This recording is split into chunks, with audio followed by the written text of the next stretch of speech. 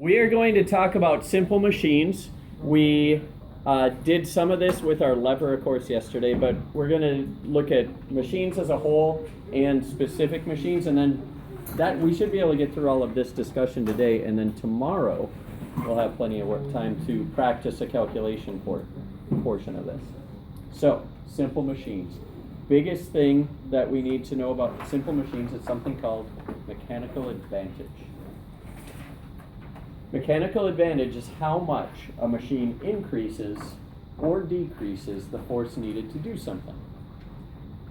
Every machine has this.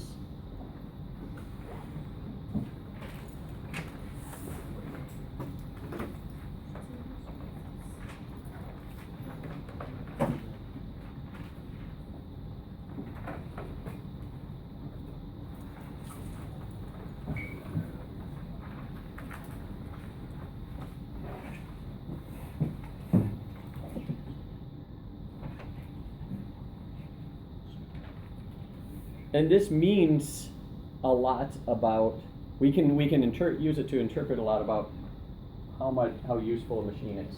If this mechanical advantage is equal to 1, it means we get the same amount of force out of a machine as we put into it. Yeah. Why are you recording it? So that I can put it online for people who are not here. I was actually going to do it for you because you were not in class.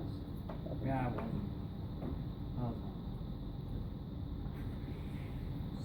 If mechanical advantage is greater, What I just said.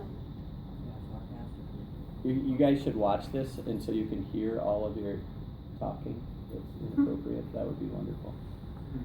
Mechanical advantage greater than 1 means you actually have to do less force to accomplish the same thing. And if it's less than 1, that means that more force is actually needed for the machine to work. Or the force you put in is actually decreased. Would it be useful to use a force that's increased or decreased? That's a good question. We're going to find several examples Okay. throughout this. We actually do that quite a bit. And we're going to talk with a couple specific machines about how that affects your car. And in each of those cases, you are generally going to be decreasing the amount of force here. Because there's always a trade-off. So think of this, we're going to think of the lever here. Am I on the camera there? No, you're not. Scoot to your right. No, now you're on. Okay, cool. So we've got our lever set up here. I've got the fulcrum I'll put in the middle. Make that a little easier here. You don't have the weight in there, so if you want the weight in there, you're going to need to move a little bit over to your right. We're gonna Okay, back thanks. up. You have a pretty good camera on there. It's only so much I can do. So we've got our weight down here. Now if I apply my force the same distance away from my fulcrum that my weight is, what can you tell me about how much force? It's gonna be the same. Same. It'll be the same. That would be a mechanical advantage of 1. No force in the change needed. How would I make this so that it's a mechanical advantage greater than 1? So that I have to apply less force to my lever to get it going. Yes, Tom. Move the weight towards the center. Okay, and that will make it actually easier to lift this weight. A lot easier if I put it really close, right? But now, is there anything that is different between the two? Well, you're not lifting it as high. I'm not lifting it as high. I'm moving my hand about 8 inches, and this is only lifting an inch or 2 off the table. Because it's at the axle point where it's bending. Right. Now, how could I rearrange this to make the mechanical advantage less than 1, so it's actually harder, Carter? Move the weight to the end and then put like where you're applying. Bingo. So kind of flip the position of those. So if I put my weight way at the end, now I have to put a lot more force right here to lift it a lot more. But what's the trade-off, Ty? Leverage. What do you mean? You have better leverage You're if you're on moving the your hand less and the weight's going on. Yeah, Ty, I was gonna answer that actually. Yes. Moving your hand less than Right. So I move this pretty far, and but my hand moves very little, only an inch or so here.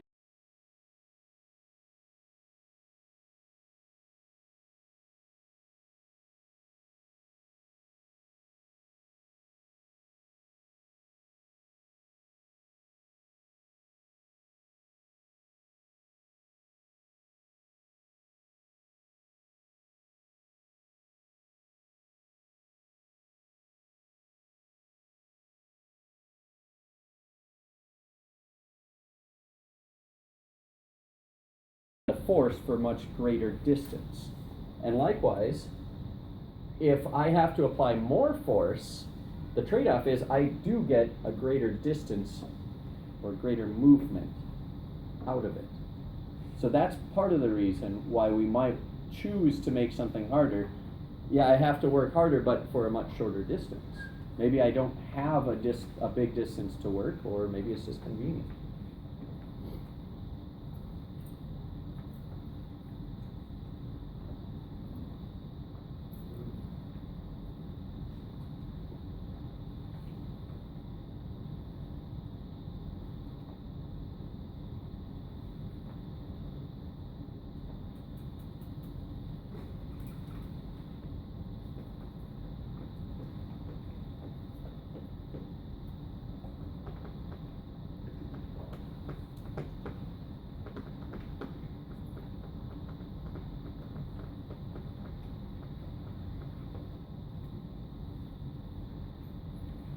This can be applied to, like I said, any machine, and we have a way to calculate it. You guys actually did this as part of your lab for, over the last 2 days. Here's our basic definition of mechanical advantage. Don't worry, you can watch the video later if you miss What's it gonna be on? Yeah, I'll put it on the Moodle site. I was gonna say it's gonna be on this. Didn't understand your question. Oh. Yeah, I'll upload it to YouTube and then link it on the Moodle. Oh, what's your username on, or what's your channel? Don't really have to worry about that, I'll link it on the Moodle. You can search for me then. I'll subscribe to you. You may. You can join the 3 others who have. I am one of those 3.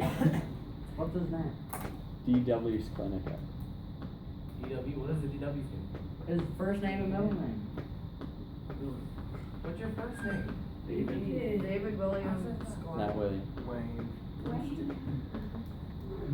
Yeah, we already have that discussion here at some point? That's Hunter. Oh, Here. do we share a middle name? My middle name's Joe.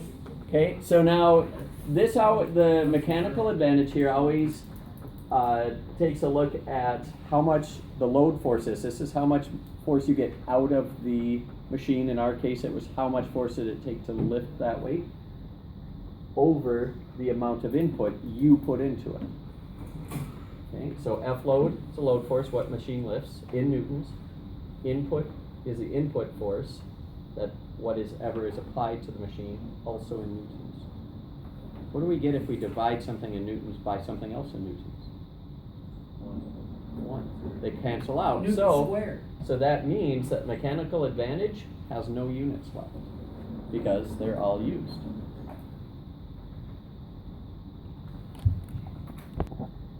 Okay, now we're going to look at several different machines like we saw in lab. This applies to every machine, but there are also specific ways to look at specific machines, and rather than have to make a force measurement, we can still calculate the mechanical advantage just by some inspection or some measurement in a different way. Lever is the first Can you go one. back? I didn't get to Watch the video. We had 2 places. So this is our basic lever. Most of you drew this in your hypothesis. We have a place to put our input where we would push down. And then, well, it's totally up to you. It will be on the quiz and test. We also have a place where the load force is applied. So something we'd be lifting in this case. What were the important parts of this that determined whether this would be a high mechanical advantage or a low mechanical advantage? So easy or hard? What else did you have to measure here? Yes. The distance? The distances, right. So measured from the fulcrum, the distances out to where you have the input, which we call the D input, distance input, or out to where you have the load, and you have the deload there. Now what we just talked about on the lever here was that when my input arm is very long, I have a high mechanical advantage. It's easy to lift something. When I have a load arm that's very long, it's harder to lift it. And so the mechanical advantage gets high when input is high, small when load is small. And that gives us, what? What's the D stand? Distance. Okay. So the mechanical advantage can be found using the forces, or for a lever, it's also the same thing as the ratio of the input distance divided by the load distance.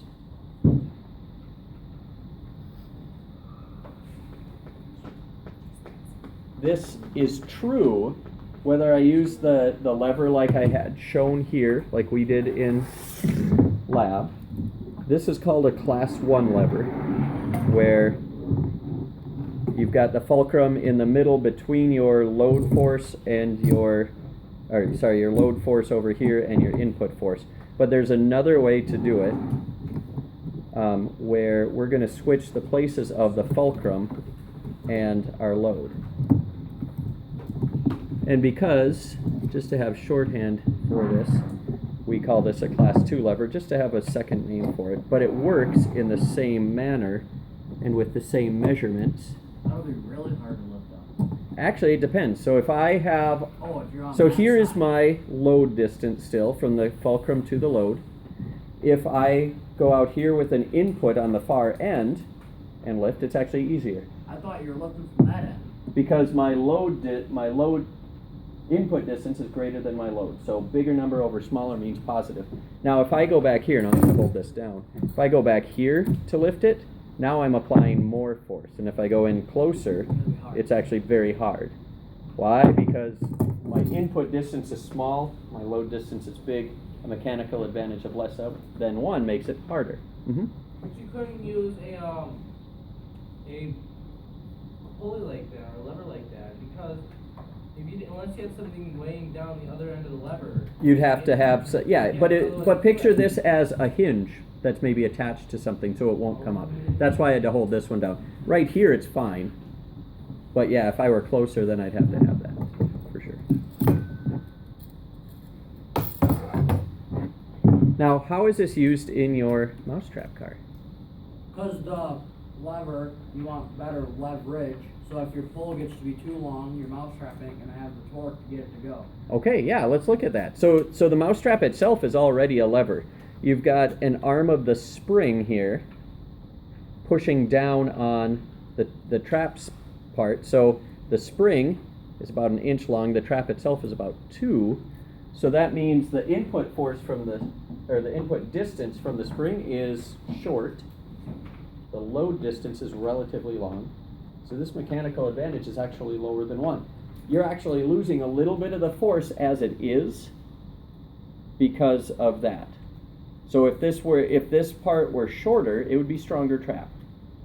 Now I'm just going to disable this for a sec so we can continue to use it easy. A lot of you are adding longer lever arms to this. Let's see what this does. Well, now the input distance will be where our mousetrap is there, so that's about 2 inches. And in this case, since I'm using a ruler, my load is really long. The force that I get out of it is at 12 inches. Well, if this is 2 divided by 12, this is going to be a small number, about 0.15. Smaller than 1 means I'm actually losing force. It's actually harder to do the job. Why would I be giving up the force here? I'm applying now less force from this. so you can get a longer distance. Right, that's the trade-off. Less force, but longer distance. So I am applying less force on my string, but through a longer distance. That's good. We want distance.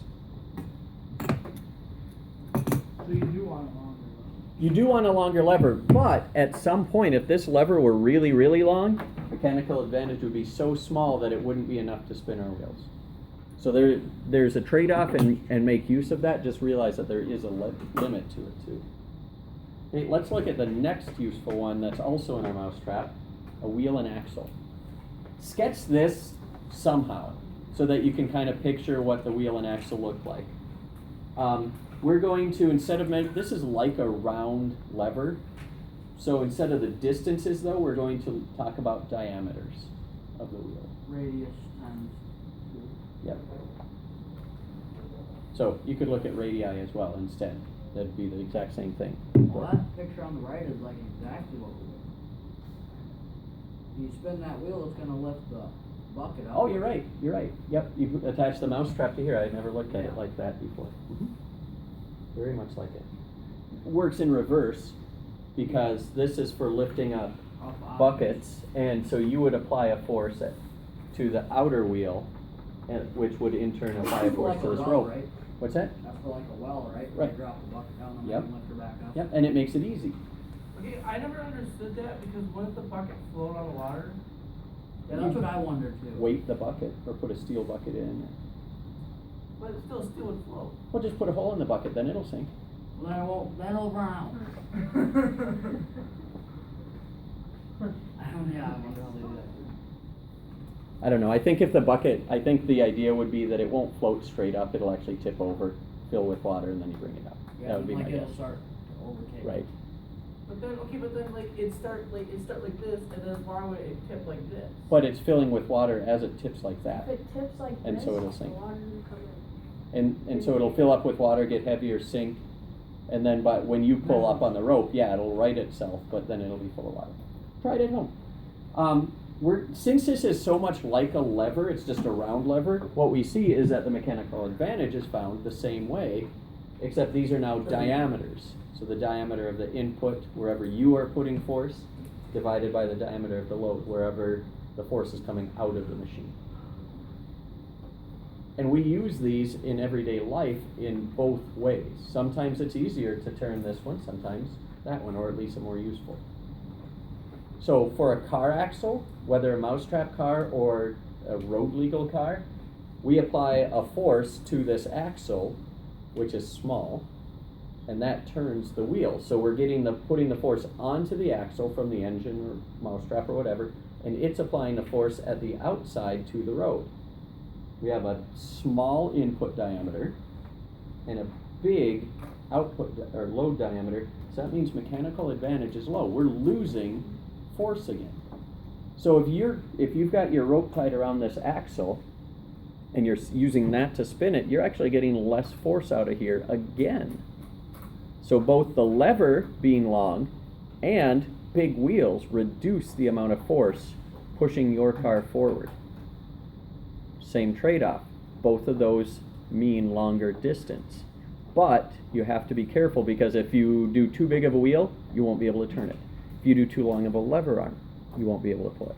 Yes, Tom? Oh, you know the cars that like you pull them back and they go forward? Yep. Why do those things you get so quick? Like, you can pull back once. They've got a spring inside them that coils up around, and then springs want to return to their resting position. So the more you push a spring or the more you coil that spring, the harder it's pushing to release itself. So it actually has a much higher force right at the beginning than when it reaches its resting position. Yeah. You don't sometimes need bigger wheels? Yeah. Like bigger wheels are better? Cars have lots of, my diesel has higher torque than a normal car, but much lower horsepower. It's only 92 horsepower. Oh, that way you get better. That's an eco. It is more economical that way. You can put But so there is a limit because yeah, we want big wheels. Big wheels spin, they spin more times around. So when you're going, it's easier to keep going, but it takes a lot more energy to get going as well. Don't big wheels spin less? They spin less, right? Yeah, the more it takes less. Fewer rotations to go. So that's good for once you're gliding, but the bigger the wheel is, the more force it takes to get going. Do you know what kind of diesel it is? It's a turbo diesel. I don't know if I assume it's everything made now is a Cummins style. Cummins? Yeah. Get the That old was like in rubber. the 60s that came up, and that made a big difference. Should we lay rubber? Now, so that's one way to look at it. But now we also in a car use a large input diameter to a small load diameter, right? Steering wheels are designed like this. It used to be before power steering, you had to apply all of the force yourself sucks. to get the wheels to turn. And especially in a large vehicle like a semi or a tractor, they'd have big wheels because you needed a lot of the advantage. You needed a very big input diameter to a small load diameter Ships? to get that to move. Otherwise, the vehicle would be too heavy for you to move. This is another good example. If you apply the force to the outside, it's really easy to lift this bucket up. Much easier than if you were just hauling the rope up hand over hand. Because load diameter, or input diameter is much bigger than load diameter. We got two more. Next one's called an inclined plane. It's a ramp. Guys doing a wheel stand then. If this guy wants to use, I mean, obviously he probably has the throttle on too, but if he were muscling up the motorcycle himself, how could he change that ramp to make it easier Put it to on push? a hill. Back up to a hill. If he made it so that instead of like this, it was like this, it'd be easier. So what Holden said is instead of like this, like that, a shallower ramp, right? Or a longer Yeah. ramp. Yes, if we, and what Tyler was saying without raising his hand, My bad. was that if he backed it up to a hill, it'd be easier. Well, that would be changing the height of this, right? Both of those things are important. If you make a ramp longer, it's easier. If you make it shorter, it's easier. The mechanical advantage depends on both of those things, both the slope length and the height. Longer slope length means easier, so that's higher mechanical advantage, which means it's going to be the one on top when we calculate the mechanical advantage. So if we take the length of that ramp divided by the height, that tells us exactly how much easier it's going to be.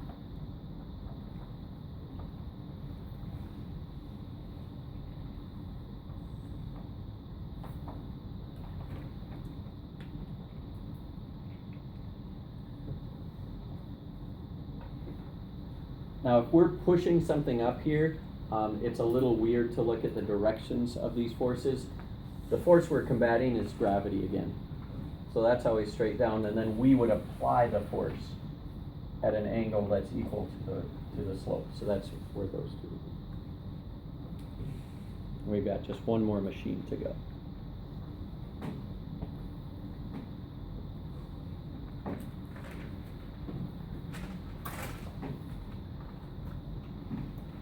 Doesn't a machine define like a moving object? What we typically, I think of as machines are very complex machines. We might call them compound machines if they're a combination of more than one simple machine. But even these, a machine is just an object that we use to make our work easier. Yeah. It's different depending on the machine. Everything you can use that F load over F input for, but each other type of machine has its own way for figuring it out. We're studying 4 of them. The last one, my favorite to work with are pulleys. I would not suggest drawing all of these. Just one. I never understood them. Maybe the first 2 would be good. Sketch out and just sketch them so that you get the right number of ropes. I'm not gonna be here next one. Okay. There is only one important thing that you need to remember about when you're talking about pulleys, and that is how many parts of the string are going up. So the mechanical advantage here is the number of support ropes. And we'll talk about exactly what a support rope means. It means that it's part of the string, a segment of string that's helping to pull up when you pull on the rope. So we pull over here, right? Yep. Well, there is one segment of string helping to pull up this weight. So it's got a mechanical advantage of 1. On this one, we have 2 segments of string that are both pulling up. It's the same rope, really, but both of those segments are actually pulling up on our load. So we have a mechanical advantage of 2. Okay, here we have 1, 2, 3 ropes that would all pull up. Mechanical advantage of 3. And over here, 1, 2, 3, 4. So this mechanical advantage would be 4. So what you're pulling on doesn't count? That doesn't count because it's not pulling up on this. We're pulling down on the rope. It is the source of the tension in the rope, but it's not actually supporting this weight. So the number of support ropes decreases the amount of force needed? Correct. Right. The more, so these are, some of these are called block and tackle. There are different names for different types. I don't know the names. But these are what you're going to see on cranes. Sometimes instead of 2 separated pulleys, you'll see 2 side by side or 4 side by side. Yeah, But if you count the number of ropes in between those that would actually be pulling up or shortening when this is lifted, that's going to be the mechanical advantage. So some of them you could have 4 or 8 on top and 8 on the bottom and be able to lift a lot more that way. We have time to do a couple examples. Next one's my favorite. Holy Says- mama.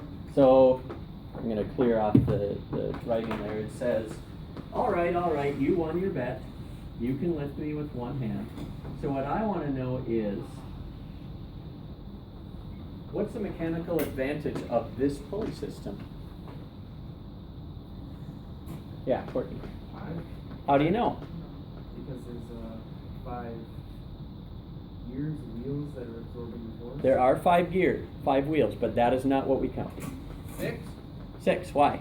Because 1 with the monkey, and then the 1's going to the second axis, 1's going to the third axis, 1's going to the fourth axis, 1's going to the fifth axis. Totally and see where you one's get that. So you've got, well, we'd have 1, 2, 3, 4. Well, that'd still be 5, right? No, Because the he's one saying- the no, one the I'm monkey's saying the one pulling the down. monkey has, the one the monkey That has, doesn't is 1 going to the Well, second you axis, can't- 1 going to the third axis, 1 going to the fourth axis, 1 going to the fifth axis, and 1 going to the elephant. Interesting. Also wrong. 1. 1. What do you mean? 1. What do you mean? I mean, equals 1. Yeah, No, there's there's only only Explain. one rope. Yeah, there's only been 1 rope on every single Yeah, one. there has only been 1 rope on every single one. You're right. You're right about that. He's also correct. What? 'Cause if- There's only been 1 single rope, but it's been wound around differently. Why was this a mechanical advantage of 2? because it's got 1 going there. 2 ropes. Two segments pulling up. 3 segments pulling up. 4 segments pulling up. How many segments are pulling up? 1. No. This is the only one pulling up on my, look at this. This is the only one pulling up on the elephant. This is the only segment pulling up on the elephant. Go back to the Well, other that's a one. strong monkey. That's the only thing, there's only one thing. If I pulling up pull on the this, elephant. I've got 1, 2, 3, 4, all pulling up at the same time, all connected to this stuff that's not moving. So these are shortening. Maybe that's a good way to think of it. These 4 would be Oh, shortening it's not themselves. shortening, it's just running through it. It's just running through it. So the comic did not know about pulleys. My gosh. Because this is actually, that monkey would have to weigh as much as the elephant in order to suspend the Oh, elephant. So Hudson was exactly right on that. So he actually can't lift them with 1 hand. Correct. So they're teaching us fake stuff. Well, I think if you're learning if you're learning your science from cartoons like this, you've probably got bigger problems. Anyway, okay. That's what you're saying. We will tomorrow do a bunch of examples. We'll let your brain rest for right now. Yeah, man.